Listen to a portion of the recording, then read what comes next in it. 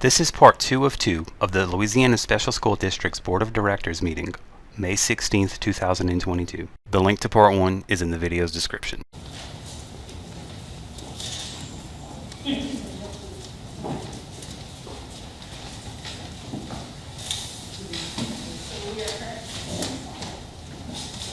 we're currently in legislative session right now.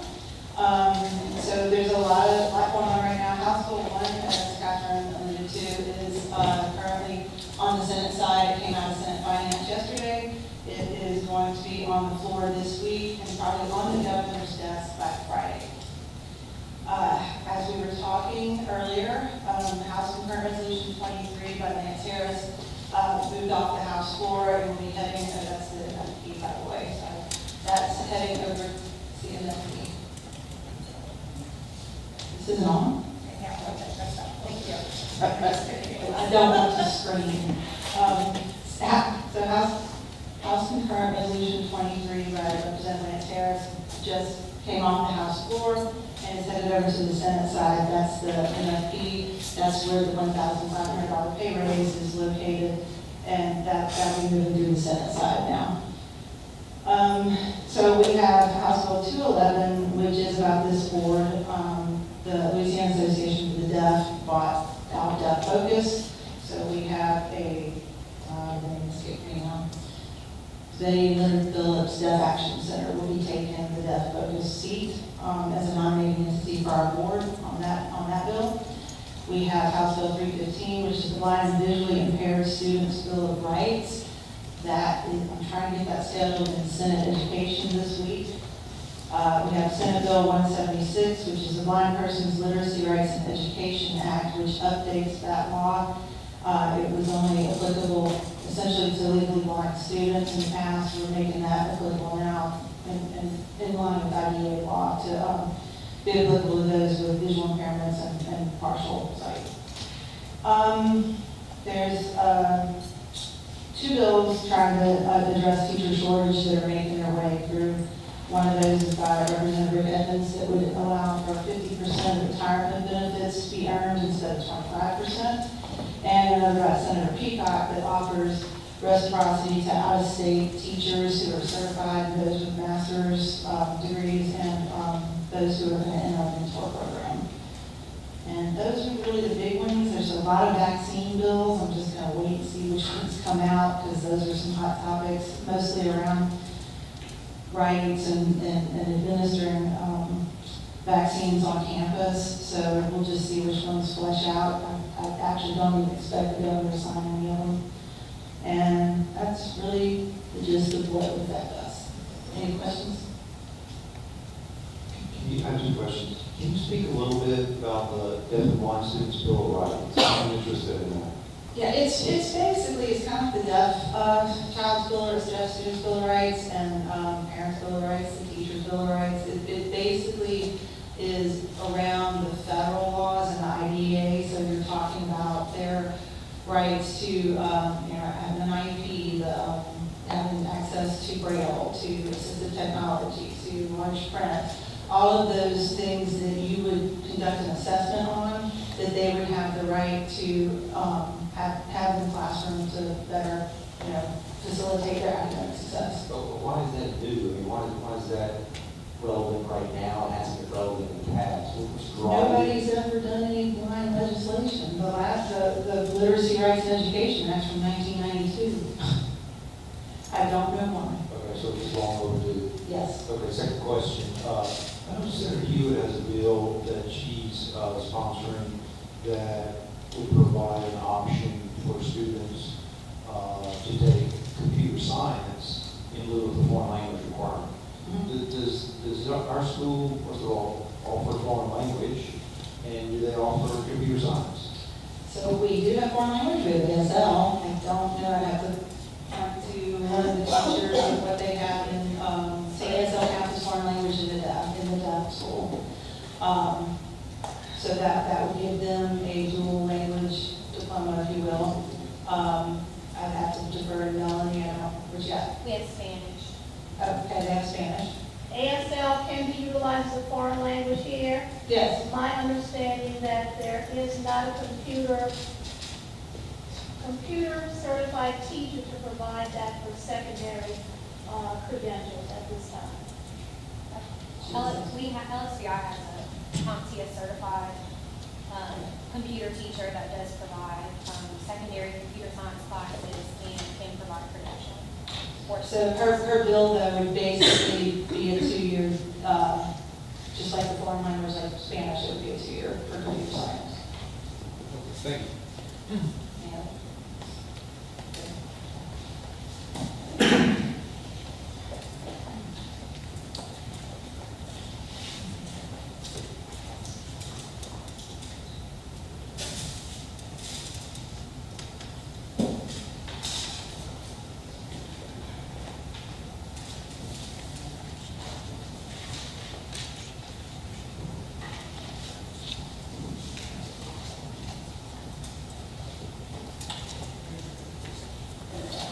And now an update on the legislative session. We just completed that report.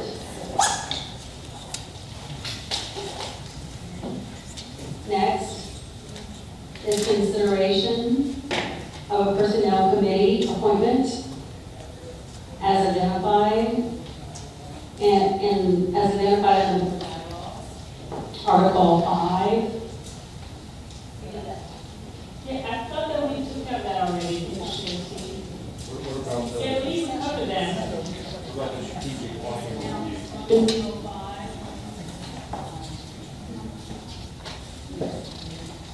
Presentation of the strategic plan.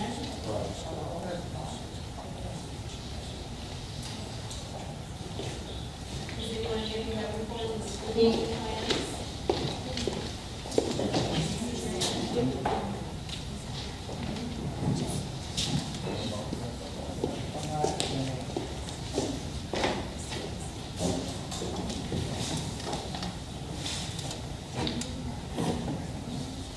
Good afternoon, everyone. I'll wait for the slides to come up.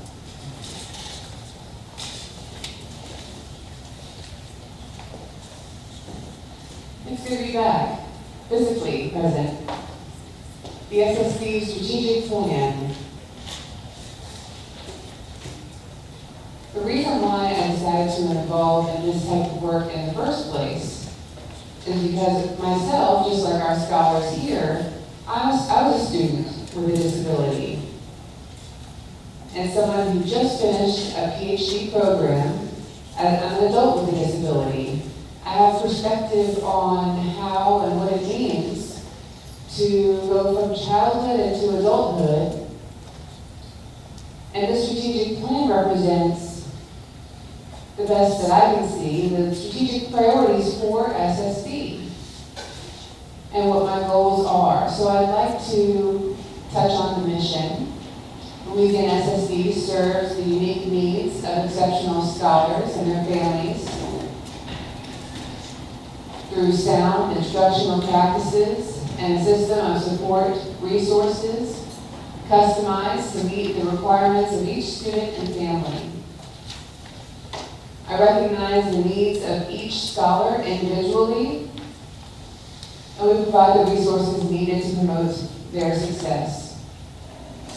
And in the vision to become a state or to be a statewide school district serving exceptional scholars and their families, it is recognized as a national model for operational effectiveness, academic integrity, and comprehensive student development. The key in the vision is statewide, a statewide and national model. And where that comes from, I received all of my special education services from the Special School District of St. Louis County. And that school system provides all the special education services from pre-K through 12th grade.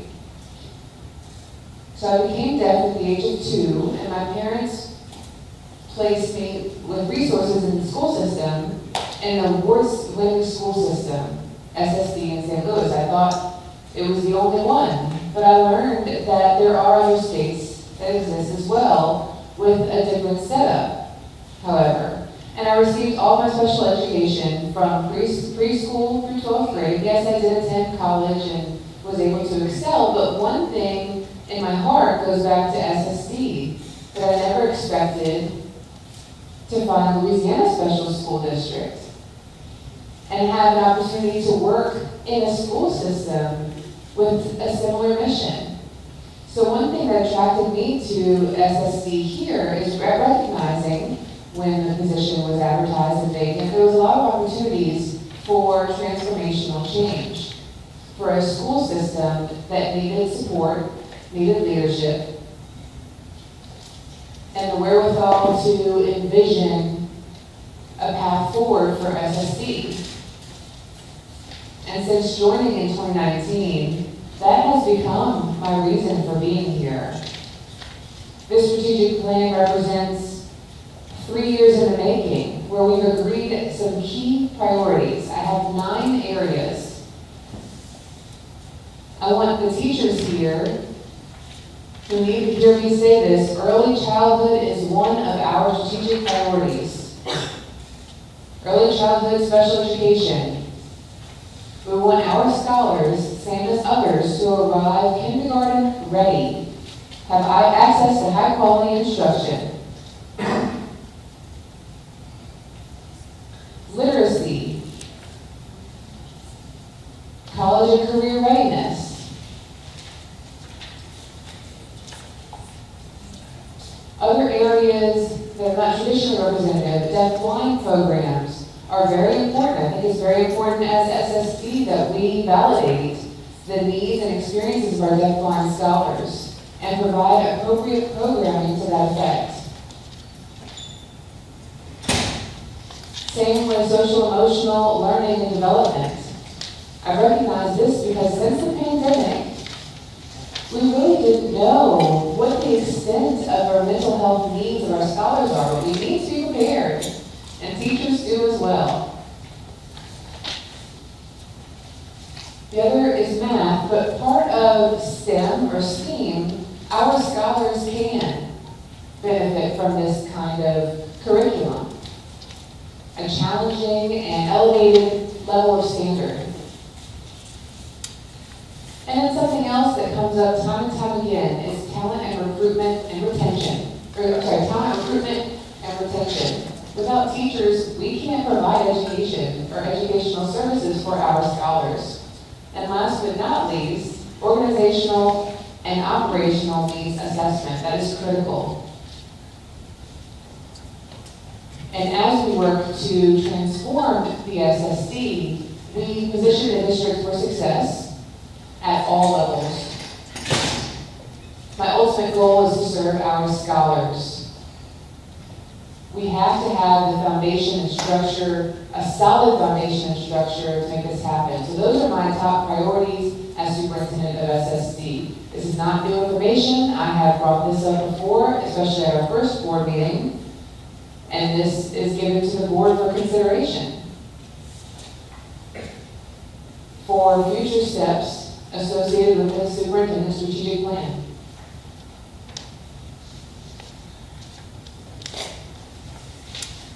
And one more thing, let me add. I'm competitive, and SSD in St. Louis is an award-winning school district. I want to see this district do the same and beat them.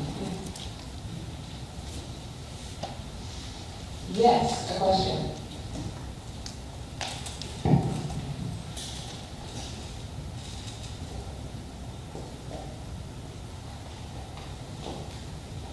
Okay, so my question is related to those goals that you mentioned. Do you have a timeline by which you want to attain those goals?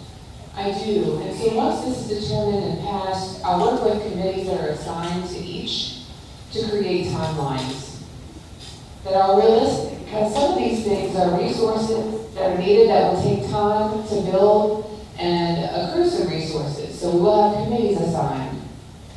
No, these have not been assigned. So it's not an established timeline yet? There are work groups that will help us to develop.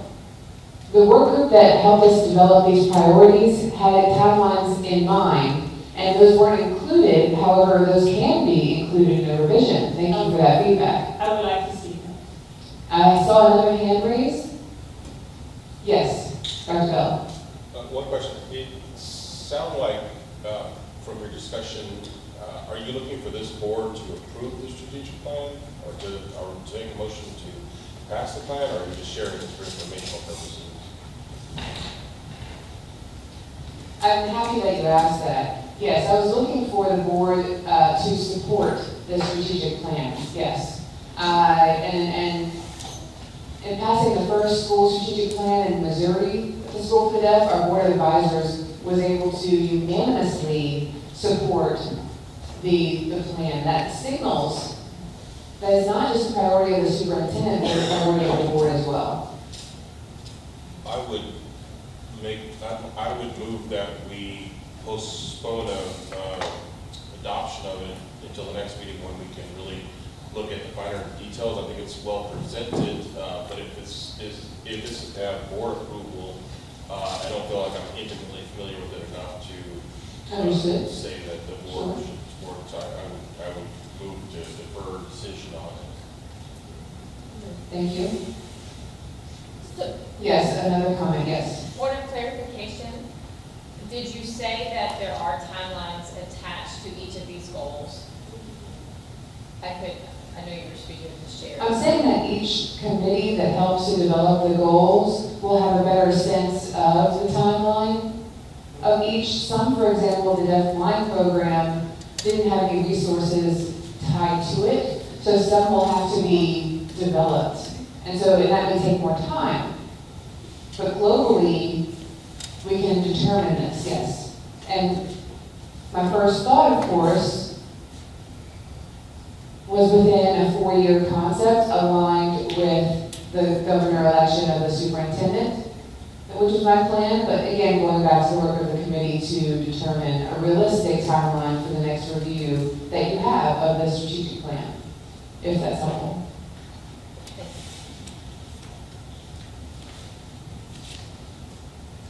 Other questions? I had a couple. Yes. On the first slide, you reference the vision we recognize as a national model. Where would you estimate the school is right now relative to a national ranking?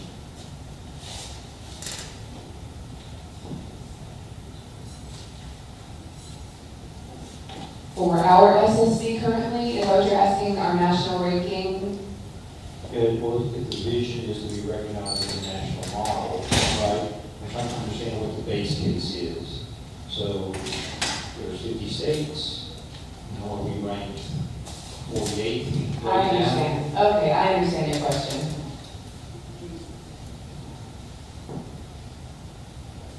So national model is my goal. Remember, I'm competitive, but for us, my first priority, of course, is within the state of Louisiana. I want to make sure that we are truly a resource for people who require the services that we offer. There are many growth opportunities there. For example, when I first joined under Superintendent John White, who selected me, one thing that came up was charter schools really needed support and really needed help and guidance related to special education. And so we, as SSD, could have absorbed some of that responsibility in setting up a pilot program in the charter schools, maybe the deaf and hard of hearing classroom or students with visual impairments, with the opportunities in Louisiana that we have not even touched.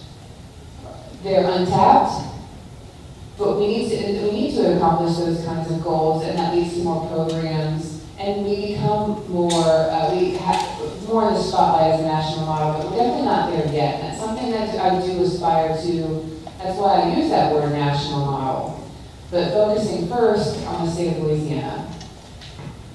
Okay, similar thoughts that I heard from my colleagues on the board with regard to the non-focus areas. You've been in it, you've been with us now for about 3 years, is that right? Okay. So in the past 3 years, in these these areas of focus, have we been able to establish any metrics that speak to specific goals and specific accomplishments in these areas? And I'm really interested in the metrics and which you could share with us with regard to specific goals, specific accomplishments to date. Sure, so since I joined the SSC, I'm trying to think of what I inherited. I'll say the district was in the doldrums, so to speak. And it was just a lot of mistrust, there was a lot of cultural issues, a lot of competing priorities. Speaking honestly, one of the things when I joined here that was key to my work was the March 2018 report. And working with that, envisioning a new direction for a special school district. And when I joined, I reported to the State Superintendent of Education, and now I report to you, the board. And so there's a lot of change that has occurred as a result of my review and implementation of the March 2018 report. And now that leads me to this strategic plan. Again, the SSC as a district that is not perfect, but has come a long way. We got here and then the pandemic happened, and we have not been perfect in accomplishing things, but we have made some progress, definitely. We are working to be a bit more intentional. Yes, there are still growth opportunities there. I will tell you that for sure. The board is so important in that way because we want to make sure that we had a board of experts who could help in lending their expertise to the SSD to help us make informed decisions, of course. So that partnership with the board, of course, still new, but I still have faith in that effort and process. So in terms of metrics, with this strategic plan, I wanted to make sure that there's clarity identified in it for your review.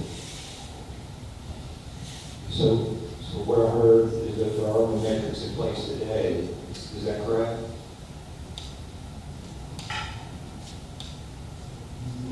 Associated with the plan, you mean? No, not yet, not yet. Are there any metrics in place today that would reflect growth or performance today that you could share with the board? Well, sure, yes.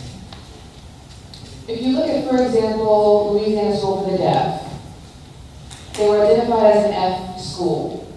And you can see now that has been pulled up to a D. LSBI, the same growth. From a D has been pulled up to a C. We have seen growth, measurable growth, definitely. And I can, for your purposes, sit through and review a more comprehensive list of successes for the district. I think that's what you're really speaking to as far as metrics, if that would be helpful.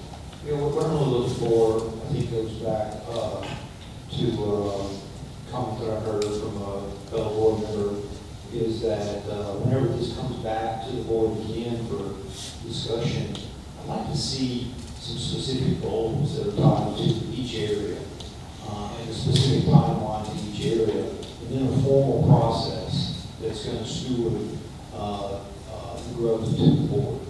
So we've got intentional goals that are specific to each of the 9 areas, and there's a specific timeline that's referenced with the needed resources for each one.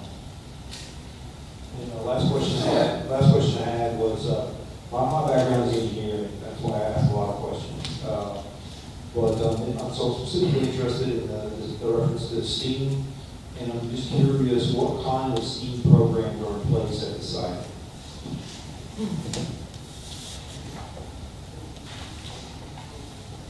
So again, that is an area that will be further developed. But when I think of STEAM, I'm looking at my colleagues nationwide that I know are doing great work involved with STEAM. For example, Rochester Institute of Technology and their National Technical Institute of the Deaf, they have funding associated with STEAM with summer programs where you can send scholars to get opportunities and have exposure to other deaf individuals who are working within STEAM programs. And for those who are college or want to be college and career ready. I believe in Alabama School for the Deaf and Blind has resources as well in their schools, and we're trying to promote and offer more and better curriculums and rigorous as well that are exciting, that people want to be a part of.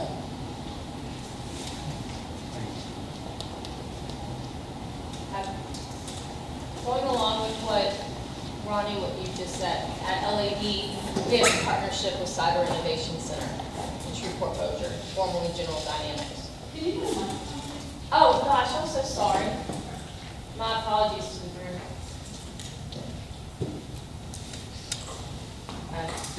No.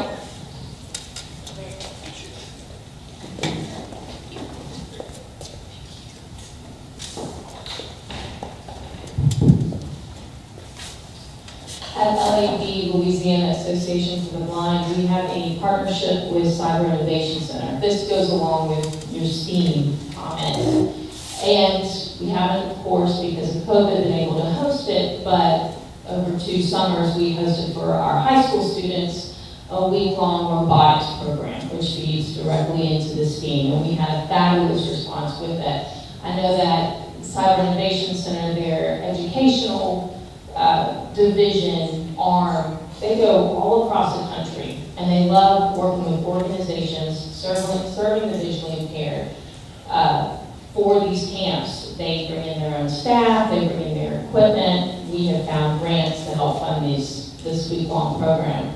Superintendent, within your vision and your plan, I would love to see some collaboration included in that with other organizations across the state, because we do have connections that maybe your school doesn't have, that your students can benefit directly from this camp being one of them. But I think collaboration is going to be key to fully execute this plan. Sure. I welcome the opportunity. I was appointed previously by the Secretary of Education and served on the National Technical Institute of the Deaf board, and I'm happy to invite you to the discussion along with them, along with other professional colleagues. Thank you. Sure. Any other questions? Oh, yes.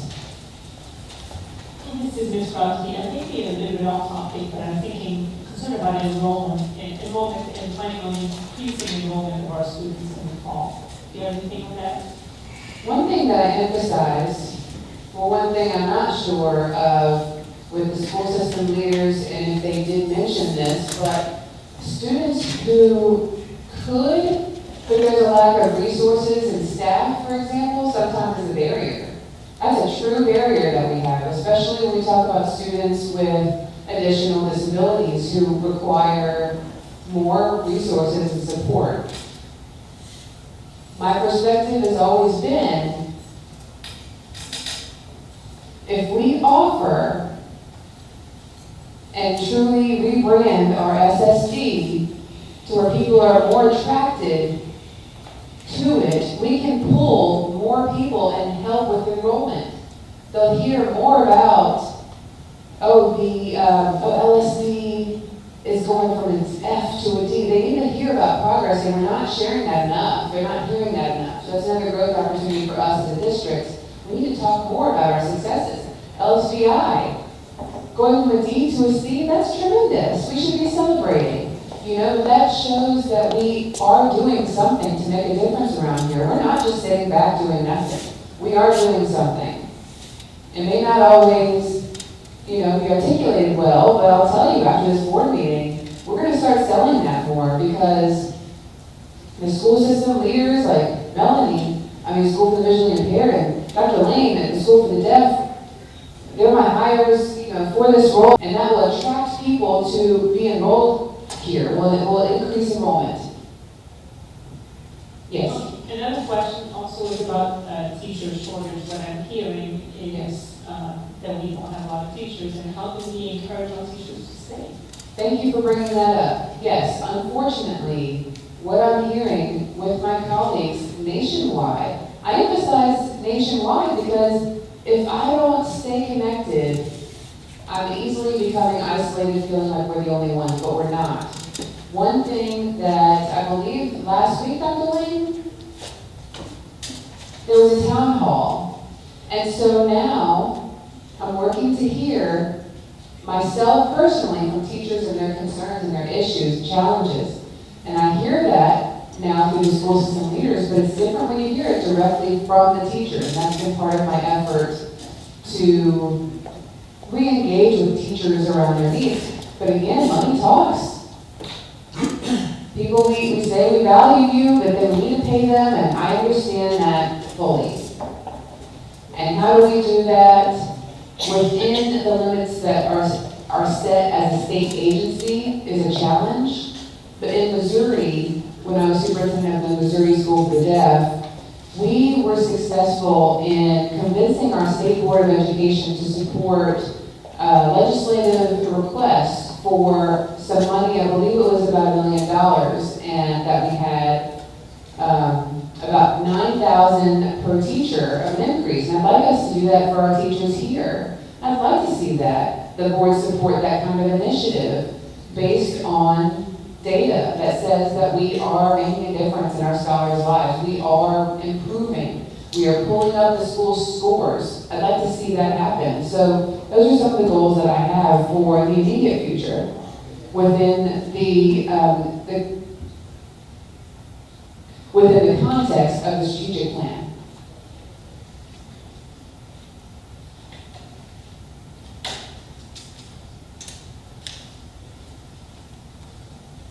Does that satisfy your question? Yes, thank you. And over here? I just want to know what the enrollment is in LSD and then LSDI.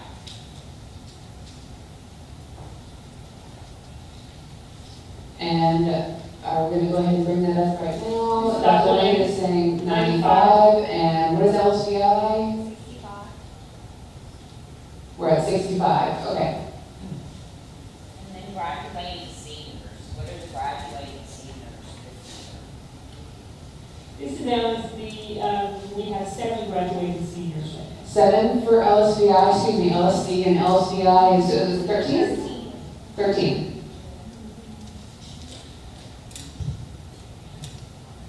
Yeah. This is Dr. Lane, have any comments?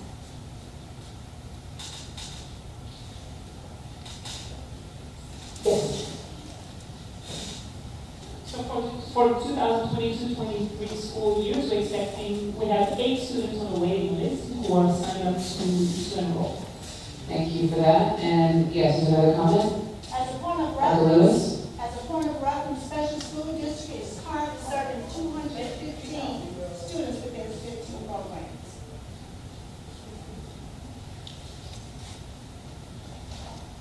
Okay.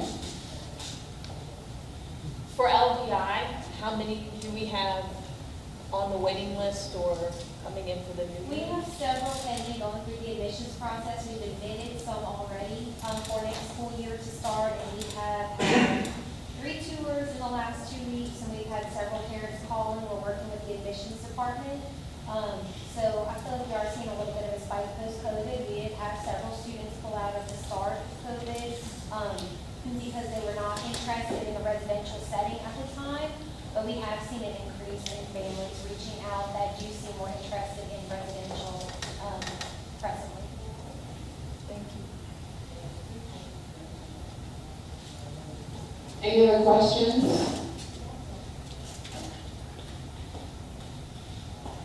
Oh, yes, here. Yes, Ms. Bondian. So how many students are graduating with a diploma as opposed to a certificate? And Dr. Lane? We have 6 graduates with a diploma and 3 with a certificate. And 1 is graduating outside. And 1 is graduating with a certificate in teacher. Okay, and VI has PI has 12 graduating with diplomas and 1 certificate of achievement.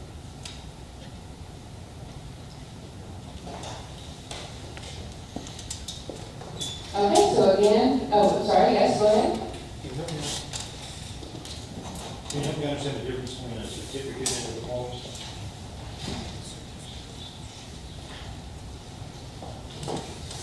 Do you mean students graduating with a certificate and students graduating with a diploma? High school equivalent diploma? Right. That would be our goal. And others sometimes receive a certificate. I I'm sorry? understand the difference between the two. I don't appreciate the difference between the two. If I understand it, I think the whole, the students that are scholar have. Hello, can you all hear me? Okay, so, if I understand it, when I envision this plan, my goal is for our scholars to graduate with diploma, so that they can be competitive, go to college and so forth and so on. Now, the others, alternative colleges that allow for them to demonstrate that they did go to high schools that may not be as reputable or as desired as the diploma. So what is a certificate, what is it certificate? The certificate just shows that they went through high school, but it's not a diploma, they didn't meet the academic goals. It's basically attendance? Yes, Yeah. yes. Got it, thank you.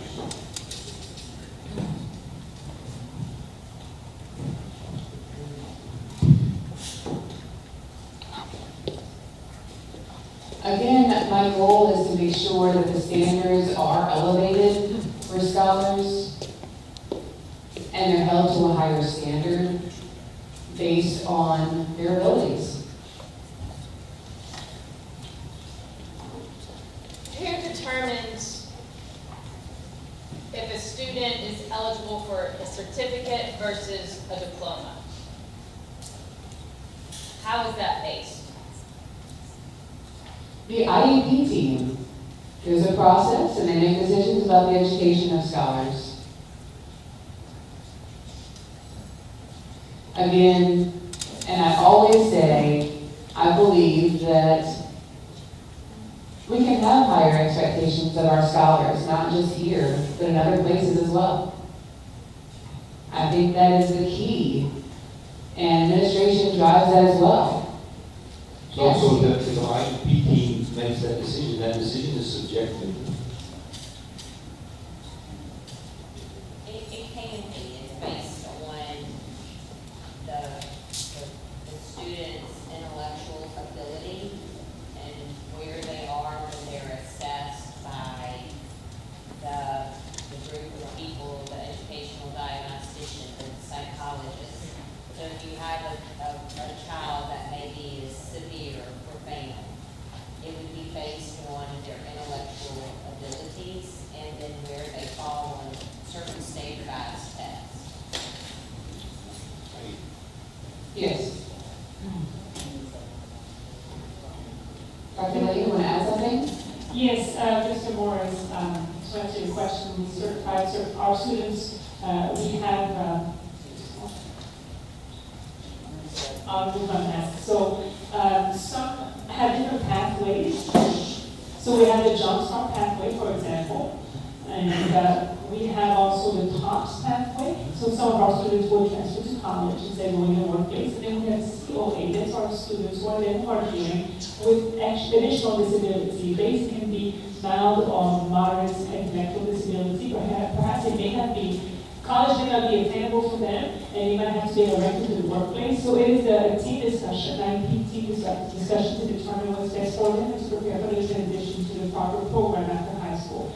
So to determine the proper place for that child, the best place for them. That is a determination made by the IEP team. All right, any other questions? One last comment about that. At the Missouri School for the Deaf, one thing that I recognized was that sometimes there was some variation in perception of the scholar's abilities. And I hope that with this plan, we can do a better job of offering high quality curriculum for every ability level. Okay.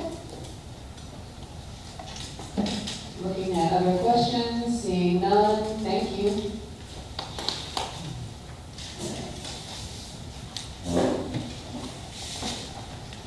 Public comment, would like to come forward?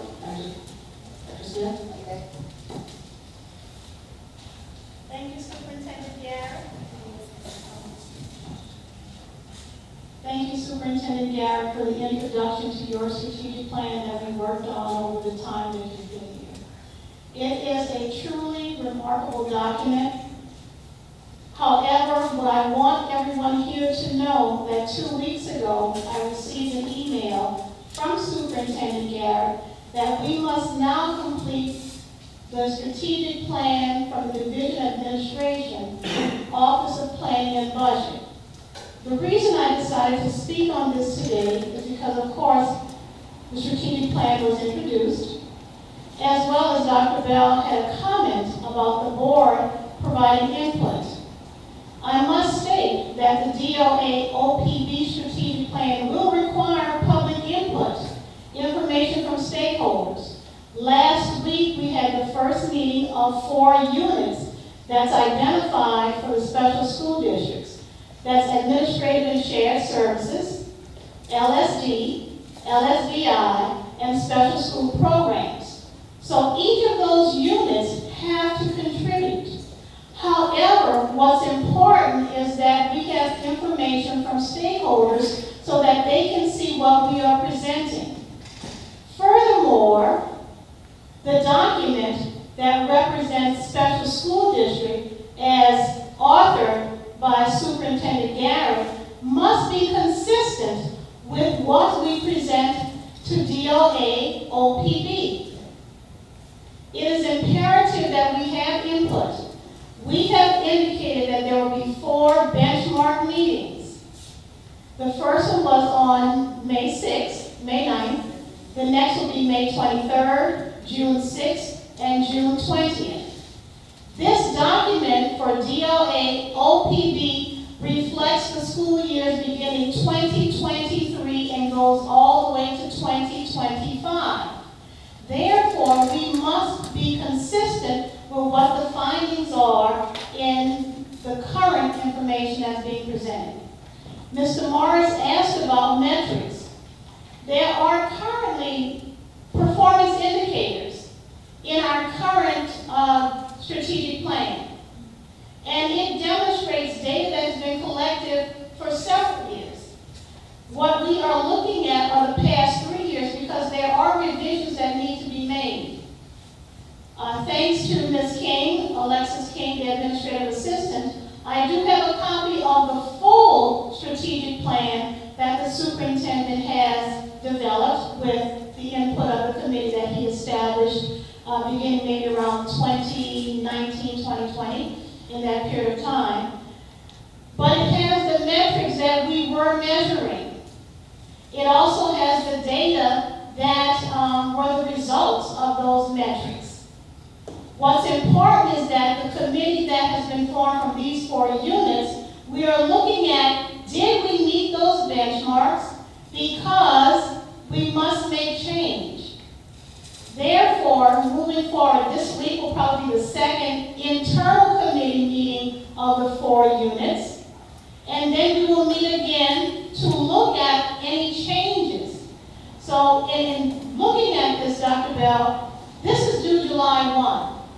We have to make decisions about the present performance indicators because we have to have it completed by July 1 for the 2023 school year.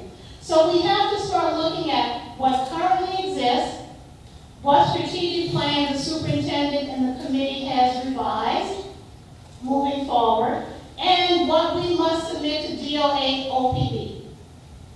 I must say, we are really under a 3rd strategic plan for the district, not the state strategic plan, which is connected to budget.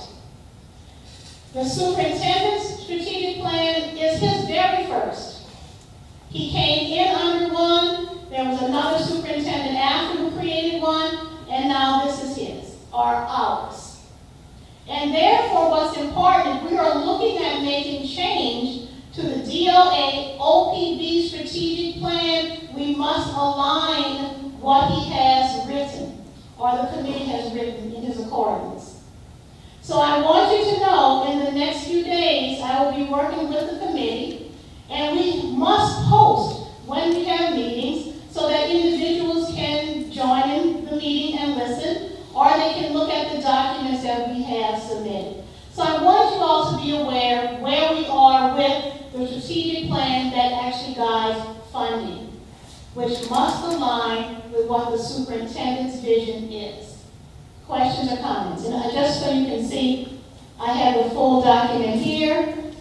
With the superintendent's permission, it would be great if each of you received a copy, but there are performance indicators here that have, I've been told, been on the books almost 12 years. And one example, yes. Excuse me. Can we please have a break? About 5 minutes, I mean, my shoulders are really killing me. Sir. Certainly, I thought we were wrapping, but if you need a break, most certainly, please.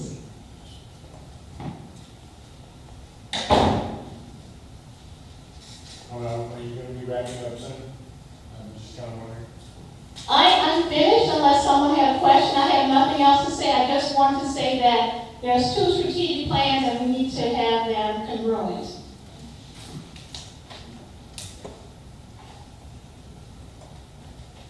Well, I would make a motion that the board receive a copy of those combined plans as soon as it's available. I'll second. Okay, it has been second, so what I'm hearing, the strategic plan that was authored under the Superintendent Garrett is dated 2021 to 2024. It's approximately 29 pages. You will receive a copy of it. It has the performance indicators in it that are currently in the Division of Administration Office of Planning and Budgets. That is the portion in which we have to revise or decide that we're keeping. Also, you will get an invitation, and I'll talk to Mr. Miller how we will post this, so that you can sit into the planning meeting, because we have 3 more before we can submit this on July 1. This is a team effort. This is a large undertaking that everyone must have some input on. And again, as I said, data is attached to these metrics. Thank you.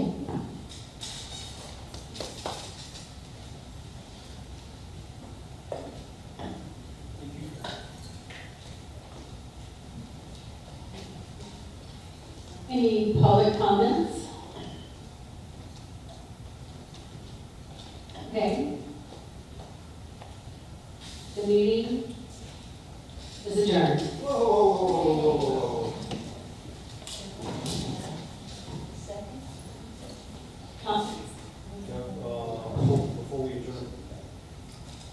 Before we adjourn the meeting, I would think we would need a motion to do that.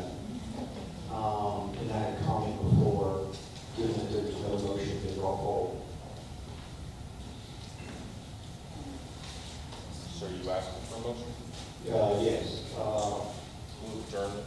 No, actually, looking at the agenda, referencing item 7B, that was intended to be part of executive session. Government process, here and staff concerns. We did not address that. I think it's an important item that the board should consider. So I'd like to offer a motion that we pull it out of the executive session and the board discuss it at this time.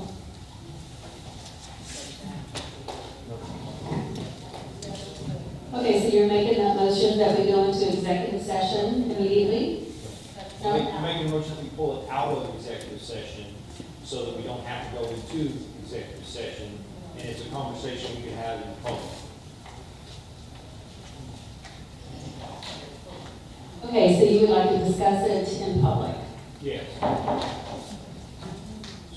any interest from any other board members, then I would need a second.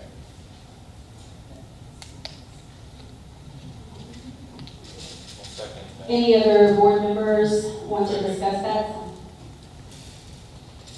Okay, who seconded that? Dr. Bell? Okay, Dr. Bell. Is there any opposition to that motion or discussion? Okay, we'll go ahead with the, and discuss it in the open.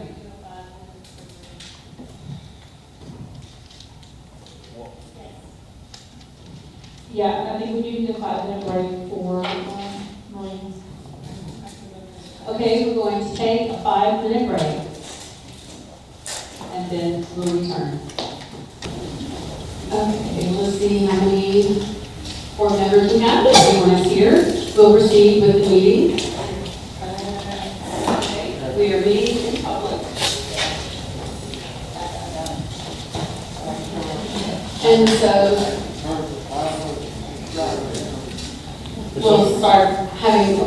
we'll begin the discussion. Ronnie, you wanted to say something? Ronnie Morris? Right, so I understand there's no formal process in place today for hearing staff concerns. I'd like to see if there's some interest in the board to start a conversation with legal counsel to see if they can work with Ms. Grenier and staff to formalize a process for that. Okay, and would you like for the board to discuss that with the attorneys? Yes, I'd like to offer a motion on the floor for that, and be interested in some board discussion on it. Okay, so you move. Mr. Morris, do you move? Yes. Okay, so Mr. Morris moves. Do we need a second? Who seconds? I'll second it. Okay, Dr. Bell seconds. Any discussion? Any opposition? I have a little bit of discussion. I just want to, so this will be staff reporting directly to the board. And I guess your proposal is that this would be discussed with legal counsel, but I want to make sure that this doesn't become, I think staff still need to follow the chain of command through their supervisory channels and all that, but you're simply proposing that there be some type of mechanism that board, that staff can make concerns known to the board. Is that, am I understanding the motion correctly? Yeah, so I fully, 100% support your comment about recognizing the chain of command. Because it's obviously very important for any organization. But I'd like to see a formal process in place so that whenever someone's gone through the chain of command and the concern is still unresolved, then there's still a pathway to find resolution. I stick with my motion. Yeah, I approve it.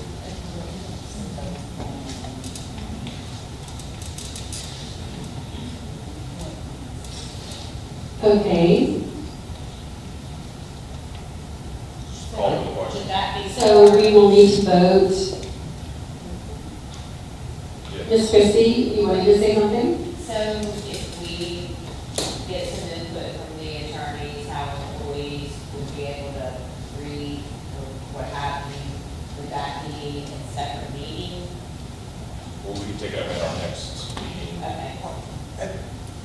I think we can handle it between meetings, and it seems like the three people who have taken active vote with this are the personnel committee. So I was thinking this could be something that could be handled through that personnel committee. Whitney and I and Chance can start looking at it. I think we have a twofold need here. One, we'd like to look at the Tom Mary General Counsel for Special School District. One, we'd like to look at the internal procedures, and we plan on doing a comprehensive look at that. Whitney and I have already started in on that. The last major policy rewrite for SSD, from best I can tell, it looks like it was 2013. And so we're going to do a comprehensive policy rewrite. We will prioritize employee-facing. We've got a little time before students come back in the fall, so we're going to prioritize employee-facing things to make sure we have those in place well in advance of August. And we will certainly prioritize a grievance procedure. So on one hand, we need an internal process. Two, we want to make sure it marries well with something with the board. because this is a policy issue, y'all are involved in both stages of that. But we can certainly, the goal would be to get a full list of policies to the entire board in August, but I think very quickly we can get a conversation going between legal staff and the personnel committee to make sure at least that we have internal procedures that are working in the interim until we can get full policies to the board, and then to make sure we have something that marries well with our internal procedures and that whatever the process for escalating to the board fit well and work for everybody involved. But I think that would be my proposal, to move forward working with the personnel committee to allow it to keep moving between meetings so we've got points of contact.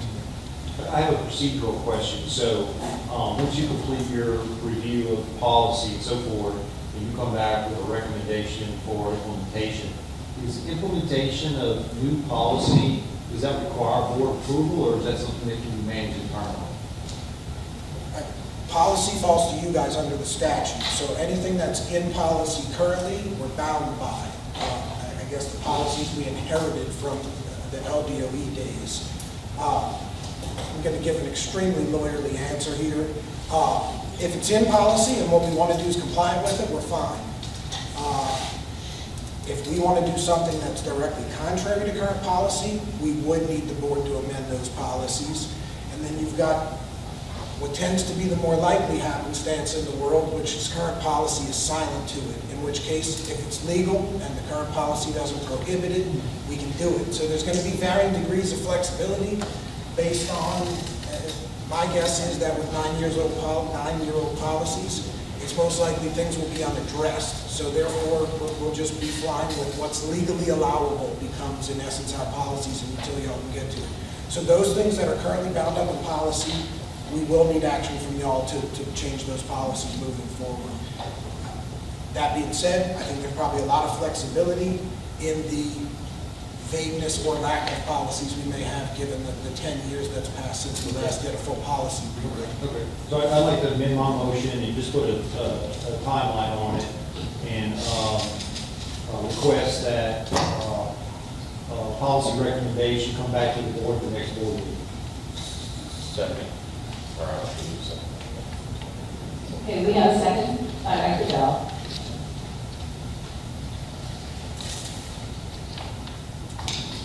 Any further discussion? Hearing none, anyone in opposition?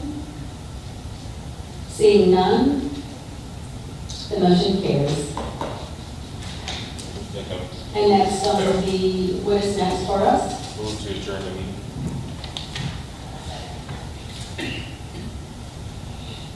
Okay, so we have a motion to adjourn the meeting. We have a second by Ms. Christie Flynn.